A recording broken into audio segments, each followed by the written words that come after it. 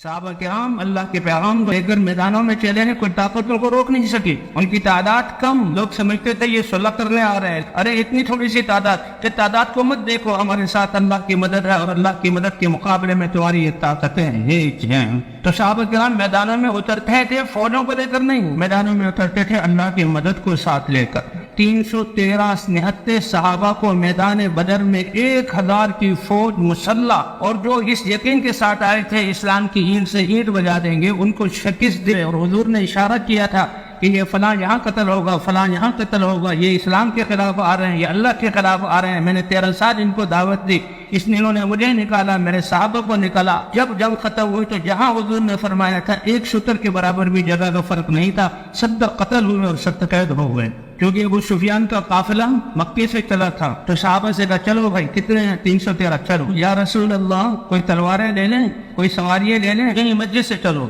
کیوں؟ اس لیے کہ اللہ کی مدد ہمارے ساتھ ہے۔ پھر اللہ نے اپنی قدرت کا اظہار کیا۔ اب یہ 313 نہتے، حضور صلی اللہ علیہ وسلم نے رات کو ایک جگہ پڑاؤ ڈال، رات گزاری اور چلے۔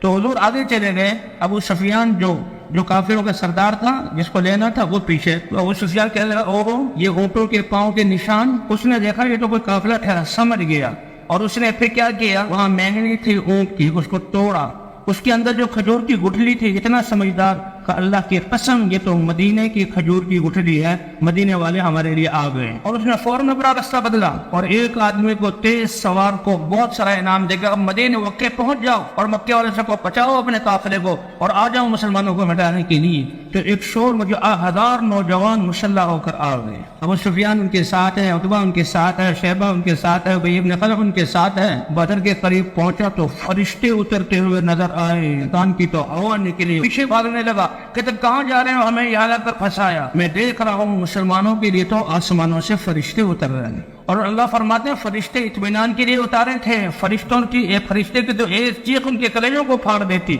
اس حال میں بھی اللہ کے رسول صلی اللہ علیہ وسلم حضرت ابوبکر صدیق رضی اللہ تعالیٰ عنہ فرماتے ہیں کہ ہم نے حضور صلی اللہ علیہ وسلم کے لیے جھونپڑی سایہ دار جگہ بنائی، اور حضور اس کے لیے نماز میں کھڑے ہوئے اور رو رہے ہیں۔ ایک صحابی کہتے ہیں میں رات کو اٹھا، صحابہ سو رہے ہیں تھکاوٹ کی وجہ سے، ایک ہستی انسانیت کے لیے کھڑے ہو کر رو رہی ہے، اور وہ اللہ کے وہ رسول ہے جو اللہ کے حبیب ہیں۔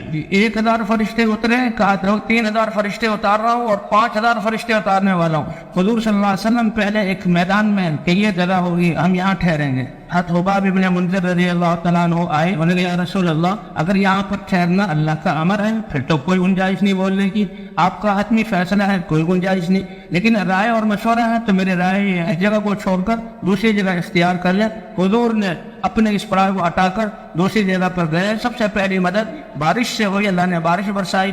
کافروں کے حصے میں یہ چکنی جگہ آئی، یہ کیچڑ بن گیا، ان کے لیے چلنا دشوار ہو گیا، اور مسلمانوں کے لیے بارش رحمت بنی کہ وہ جم گئی، اور مجھے مسلمانوں کے لیے اچھی جگہ بن گئی، اور دونوں کا مقابلہ ہوا، اور چند ساتوں میں اللہ نے فتح عطا فرما دی۔ بدر والوں کے فضائل قرآن پاک میں جو ہیں، یہ تاریخی انسانی تاریخ کا ایک عجیب واقعہ ہے۔ 313 3 گنا، اور یہ نہتے اور جیتے 70 کو قتل کیا، 70 کو قید کیا، اور مدینے میں لے کر آئے، قرآن مچ گیا پورے عالم میں۔